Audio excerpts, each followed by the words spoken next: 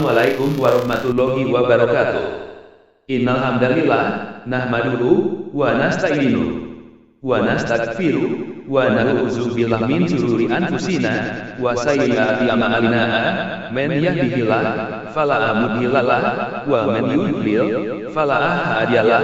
Wa asyhadu an la ilaha illallah wahdahu la syarika lahu wa asyhadu anna Muhammadan abduhu wa rasuluh. Amma ba'du. Kali ini saya akan sampaikan narasi sebagai berikut. Narasi tentang nanti setiap umat akan diberitahukan tentang apa yang dahulu mereka perselisihkan terkait dengan penggunaan hukum. Quran Surah Al-Ma'idah ayat 48. Wa anzalna ilaikal kitaba bil haqqi musaddiqan lima baina yadayhi minal kitabi wa muhaiminan alaihi fahkum bainahum bima anzalallahu wa la tatabi ahwa'ahum amma aja'aka minal haqqi likullin ja'alna minhum syir'atan wa minha aja'a wa law sya'allahu la ja'alakum ummatan wahidatan walakin liyabluwakum fi ma ata'akum fastabiqul khairat ila Allahi marji'ukum jami'an fayunabbi'ukum bima kuntum fihi takhtalifun. Dan kami telah menurunkan kitab Al-Quran kepadamu Muhammad dengan membawa kebenaran yang membenarkan kitab-kitab yang diturunkan sebelumnya dan menjaganya. Maka putuskanlah perkara mereka menurut apa yang diturunkan Allah, dan janganlah engkau mengikuti keinginan mereka dengan meninggalkan kebenaran yang telah datang kepadamu. Untuk setiap umat di antara kamu, kami berikan aturan dan jalan yang terang. Kalau Allah menghendaki, niscaya kamu dijadikannya satu umat saja. Tetapi Allah hendak menguji kamu terhadap karunia yang telah diberikannya kepadamu, maka berlomba-lombalah berbuat kebajikan. Hanya kepada Allah kamu semua kembali, lalu diberitahukannya kepadamu terhadap apa yang dahulu kamu perselisihkan. Sesuai Quran Surah Al-Ma'idah ayat 48 di atas, terkait dengan banyaknya perselisihan di antara umat Islam saat ini, yang jika ditelusuri memang faktanya kini umat Islam telah terpecah menjadi banyak sekte yang diakibatkan oleh munculnya para imam pembuat hadis yang tidak mengikuti sepenuhnya hanya ajaran Quran, tetapi dengan menambah-nambah hukum selainnya, yang sebenarnya umat Islam seharusnya berlomba dalam perbuatan kebaikan, yaitu dengan cara mengikuti keimanan dan tauhid yang benar, melaksanakan amal soleh bagi setiap individu, dan melaksanakan penerapan hukum Allah dalam kehidupan sosial dan negara sesuai yang telah diamanatkan oleh Allah dalam Quran, yang dilakukan oleh pemimpin dan para hakim yang memiliki otoritas dalam negara. Tetapi kebanyakan mereka umat Islam malah berlomba-lomba dalam melakukan kesesatan dengan melakukan perbuatan yang mungkar, serta membuat hukum dengan keinginan hawa nafsunya, melalui hadis yang banyak mereka buat dengan banyak kekeliruan. Ada yang mereka sebutkan dengan spesifikasi hadis syahih, hadis maudhu dan hadis dhaif, yang mereka buat ratusan tahun kemudian dengan menyebut banyak nama sanad, yang saat hadis tersebut ditulis sebenarnya orang yang disebut sebagai sanad sudah tidak ada di dunia, sehingga sangat sulit untuk menjamin keakuratan informasinya secara tekstual. Hal ini adalah merupakan ujian atas ajaran mana yang sesungguhnya benar atas yang mereka perselisihkan selama menjalani kehidupan di dunia ini, dan nanti akan dipertanggungjawabkan atas yang mereka perselisihkan. Nabi saja diperintahkan untuk memutuskan setiap perkara harus sesuai hanya menurut apa yang diturunkan Allah, dan dilarang untuk mengikuti keinginan mereka, yang berarti siapapun manusia, termasuk para imam pembuat hadis, yang selalu menambah-nambah aturan hukum dengan selain yang diturunkan Allah melalui hadis, ijma dan qiyas yang bertentangan dengan penjelasan Quran ayat sebelumnya, yaitu Quran Surah Al-Ma'idah ayat 44, ayat 45 dan ayat 47 yang melarang penggunaan hukum selain dengan yang telah diturunkan Allah dalam kitab-kitabnya, yang menyebabkan orang bisa menjadi kafir, zalim dan fasik, dengan keterangan ayatnya sebagai berikut. Quran Surah Al-Ma'idah ayat 44. Inna anzalna taurata fiha hudaw wa nur yahkumu bihan nabiyyuna allazina aslamu lil ladzina hadu wa rabbaniyuna wal ahbaru bimastufizu min kitabillahi wa kanu alaihi syuhada fala tahsyawna asarwa syakuni wala tashtaru bi ayati samanan qalila wa ma lam yahkum bima anzalallahu fa ulaika humul kafirun. Sungguh, kami yang menurunkan kitab Taurat, di dalamnya ada petunjuk dan cahaya. Yang dengan kitab itu, para nabi yang berserah diri kepada Allah memberi putusan atas perkara orang Yahudi, demikian juga para ulama dan pendeta-pendeta mereka, sebab mereka diperintahkan memelihara kitab-kitab Allah dan mereka menjadi saksi terhadapnya. Karena itu janganlah kamu takut kepada manusia, tetapi takutlah kepadaku. Dan janganlah kamu jual ayat-ayatku dengan harga murah. Barang siapa tidak memutuskan perkara dengan apa yang diturunkan Allah, maka mereka itulah orang-orang kafir. Sesuai dengan narasi dan penjelasan dari terjemahan surah Al-Maidah ayat 44 di atas, bahwa orang Islam, yaitu orang yang berserah diri kepada Allah semuanya harus selalu membuat keputusan atas suatu perkara hanya dengan menggunakan petunjuk hukum yang diturunkan oleh Allah sebagai yang maha pencipta makhluknya, dan dilarang menjual atau menukar ayat-ayat terkait semua hukum dan peraturan dengan yang selainnya dengan harga murah.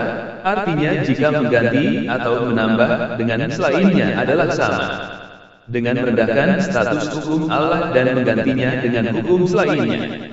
Dan siapa saja di antara umat yang menambah dan memutuskan setiap perkara apapun terkait hukum dengan hukum selain dengan yang telah ditentukan Allah dalam semua kitabnya Taurat, Zabur, Injil dan Quran, maka mereka akan termasuk dalam kelompok orang yang kafir.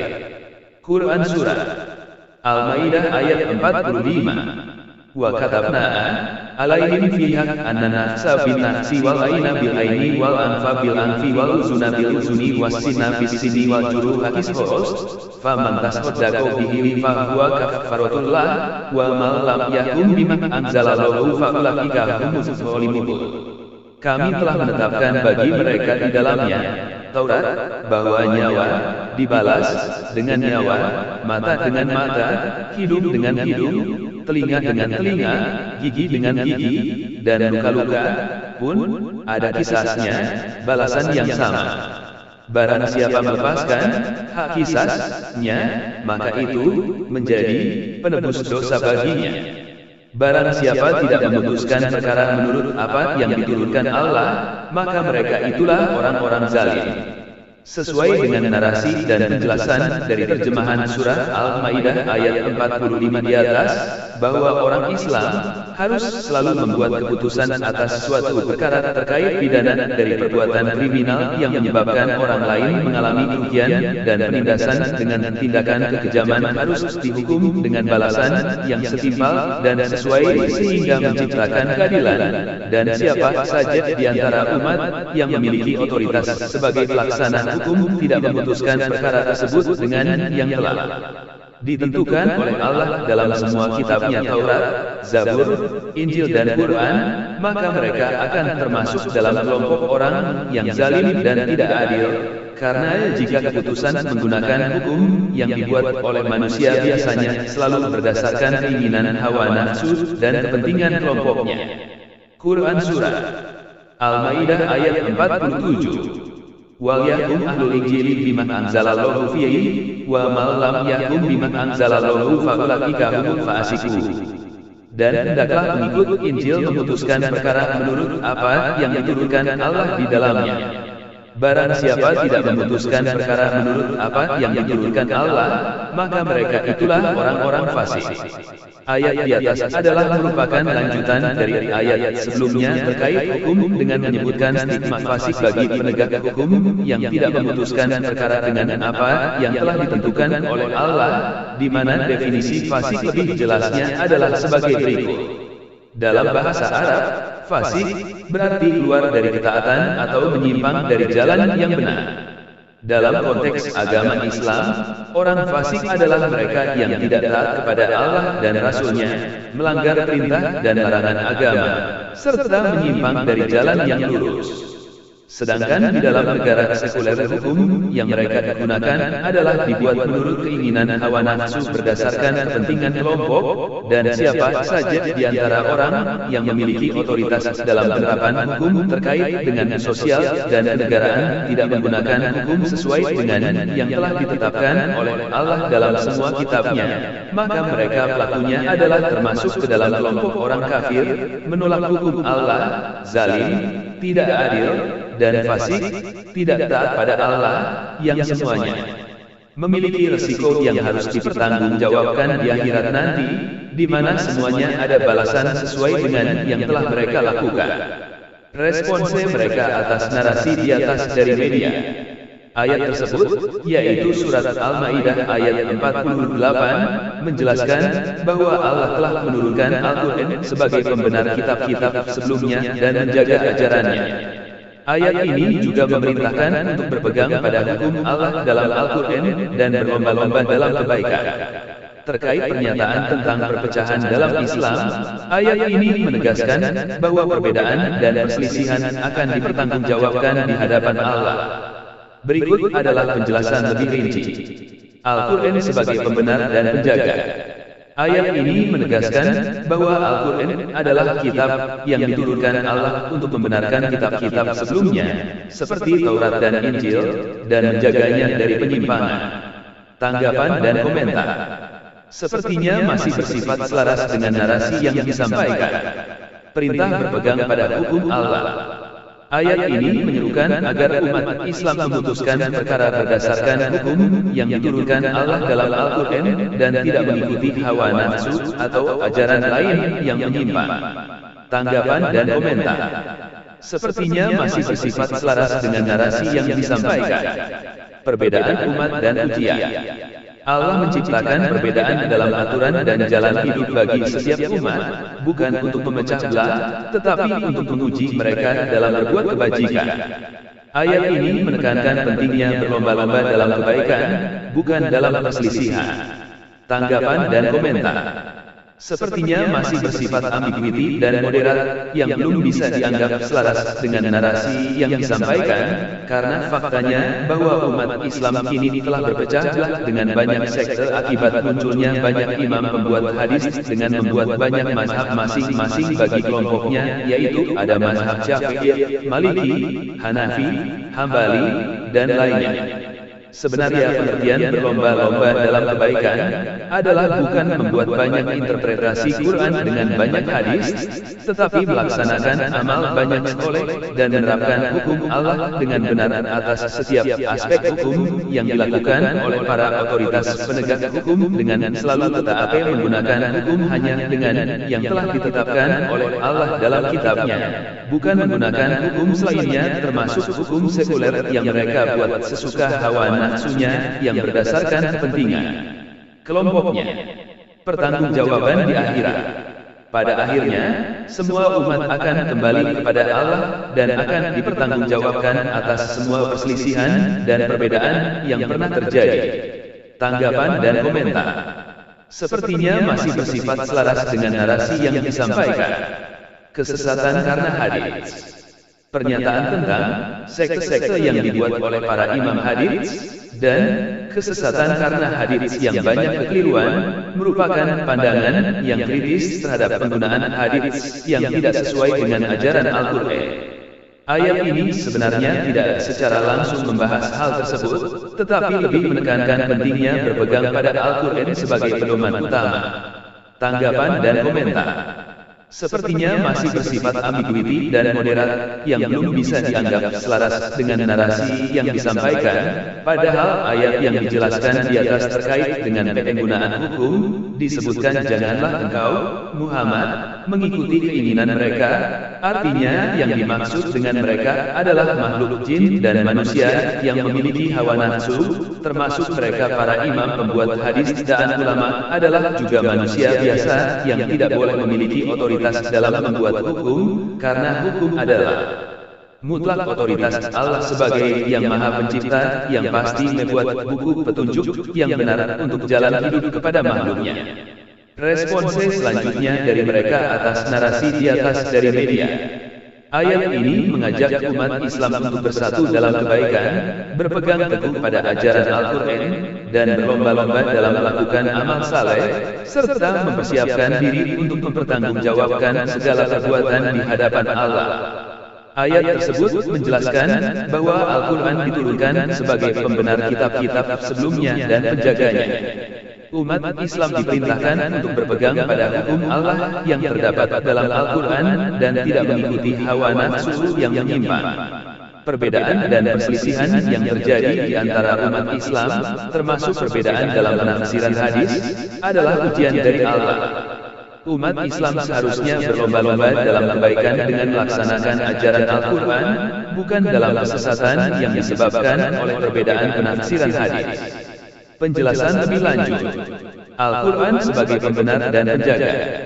Al-Quran diturunkan untuk membenarkan kitab-kitab suci sebelumnya, Taurat, Injil, DLL, dan juga untuk menjaganya dari penyimpangan dan perubahan. Tanggapan dan komentar. Sepertinya masih bersifat selaras dengan narasi yang disampaikan. Perintah berhukum pada Al-Quran.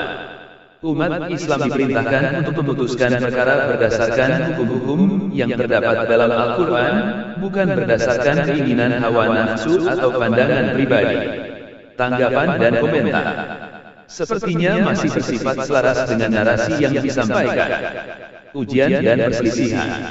Perbedaan pendapat dan perselisihan yang terjadi di antara umat Islam, termasuk dalam penafsiran hadis, merupakan ujian dari Allah untuk melihat siapa yang benar dalam menjalankan ajarannya.